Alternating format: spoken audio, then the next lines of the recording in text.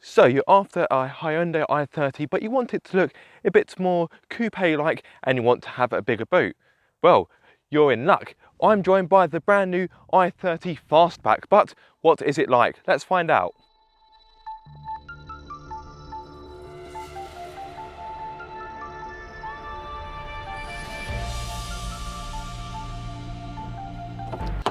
Right, so I haven't got too long with this car, so this video is very much a first drive, so I really must get going. But before I do so, I want to talk to you about the interior. The inside, it's nice.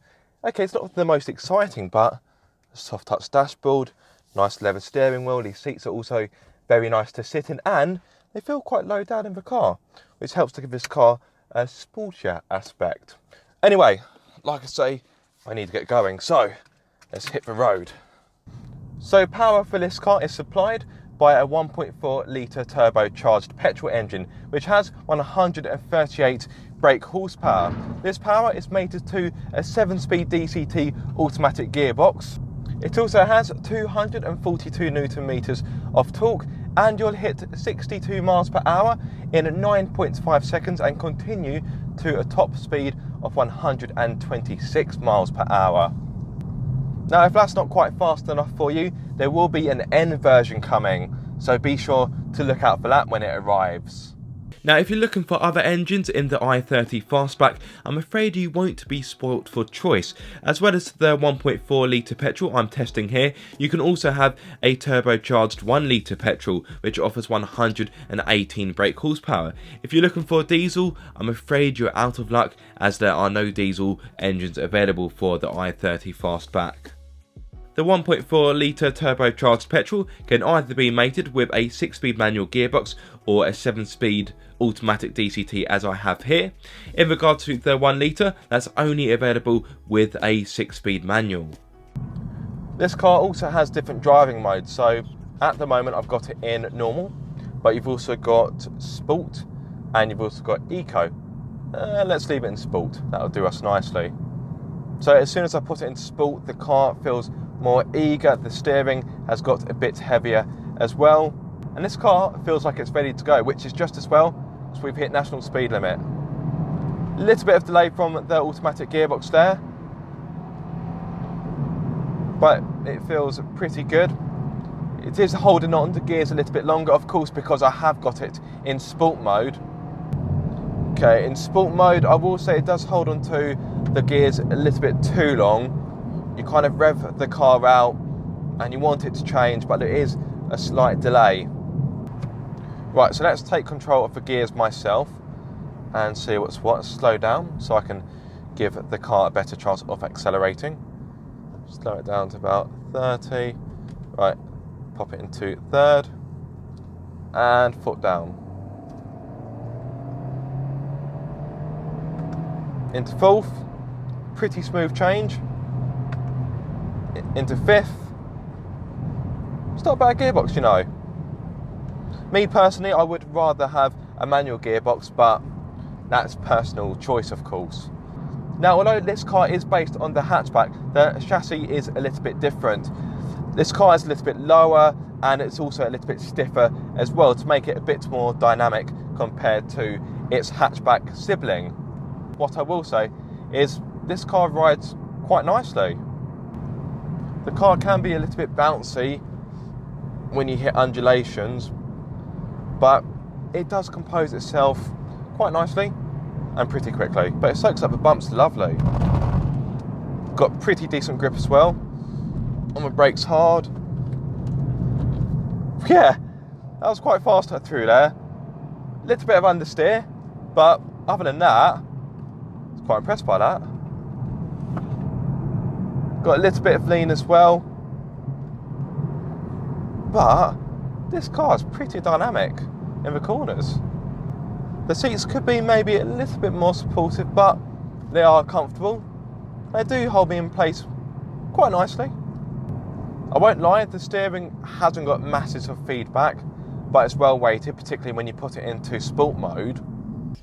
The model tested here is the premium model. It sits in the middle of the range and is priced from £22,110. It's able to offer features such as 8-inch touchscreen, DAB radio, Bluetooth, navigation, smartphone connectivity, dual zone climate control, LED headlights, 18-inch alloys, heated front seats, as well as seats trimmed in cloth and faux leather. That's not all though, as the premium also offers keyless entry, front and rear parking sensors, reversing camera, autonomous emergency braking, blind spot detection, cross traffic alert, plus more. If that's a bit too much for you, then you can have a look at the SE Nav, which is the base model, and it starts from £20,310. It's able to offer 17-inch alloys, air conditioning, rear parking sensors, wireless phone charging, 7-inch touchscreen with DAB radio, Bluetooth, smartphone connectivity, and of course, navigation. Premium SE is the top of the range model, which starts from £23,410. On top of the features offered by the premium trim level, Premium SE adds a panoramic roof, heated steering wheel, and that's about it, to be fair. So on that basis, I'd recommend that the premium is your best bet. No matter what trim level you go for, you'll get a 5-year warranty as standard for peace of mind. Speaking of peace of mind, how safe is it? Well, all models come standard with 6 airbags and autonomous emergency braking, meaning that this car was able to earn 5 stars from Euro NCAP. Now, as I'm going down this rather residential street, let me talk to you about refinement. It's a very nice place to be in here. Tyre noise isn't too bad. Wind noise isn't too bad either. I do feel pretty cocooned in here. It's nice, it's pleasant. Yeah, this does feel like a satisfying car to drive. Although, what I will say is that visibility out of the rear could be better. Obviously it's a fastback, so you've got this swooping roofline, which is great for styling, but yeah, trying to see out of the back is tricky. As mentioned earlier, one of the advantages of having the fastback over the hatchback is a bigger boot. But just how big is it? Well, it offers 450 litres, which is better than the 395 litres offered by the hatchback, but not quite as gargantuan as the 602 litres offered by the Tourer model, the Estate. Whilst the boot may offer a decent amount of space, I'm afraid space for rear passengers isn't quite as good. Rear legroom will be tight for taller passengers, and because of that sweeping roofline, headroom has been compromised as well.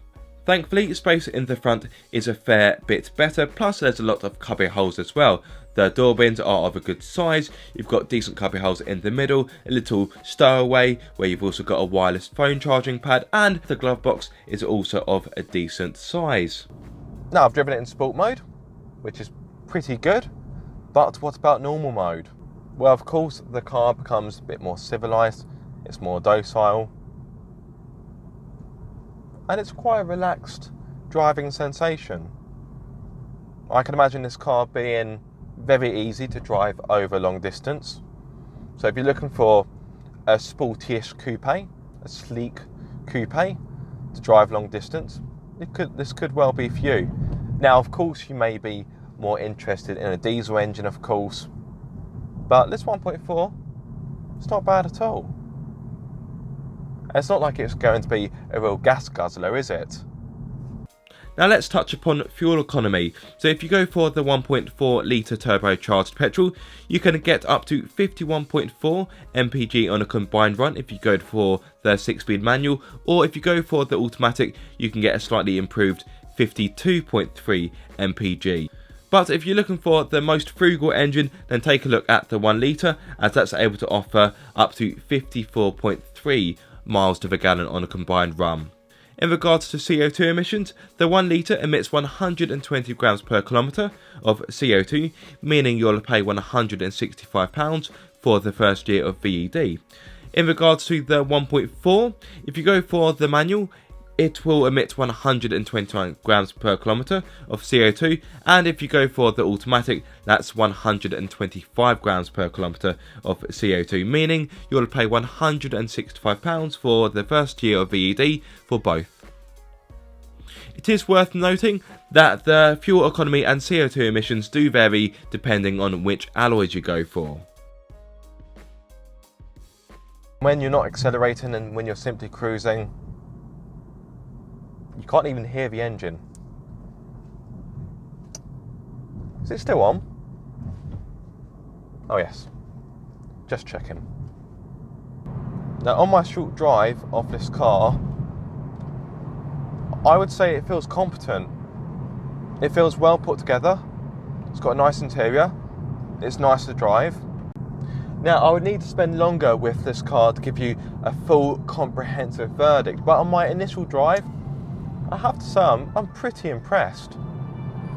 This car's got quite a lot going for it. I would rather have a 6-speed manual as opposed to this 7-speed DCT. It's not a bad gearbox, but it's not exactly the best either. But apart from that small criticism, this is a good car. Okay, rear space could be better, if I'm going to be honest, and visibility out of the back is a little bit like trying to peer through a letterbox. But apart from those other small criticisms, it's a good car. It's quite well priced. It offers good value for money. I think it looks pretty smart. It's got a bigger boot compared to the hatchback. It also offers a slightly more dynamic drive. Space in the front is pretty good. Lots of cubby holes. Pretty practical. Pretty safe. Yeah, this car ticks a lot of boxes. And if you're looking at a hatchback version of this car, but you're not too sure whether it'd be for you, I would definitely recommend having a look at the Fastback, especially if you're looking for more boot space. Hyundai, you've done a good job here. Thank you so much for watching this video, guys. I hope you've enjoyed it. If you have, give it a massive thumbs up. If you are subscribed, don't forget to click that bell icon so you get notified every time I make a video. And if you aren't subscribed, guys, what are you waiting for? Be sure to subscribe for more car obsession.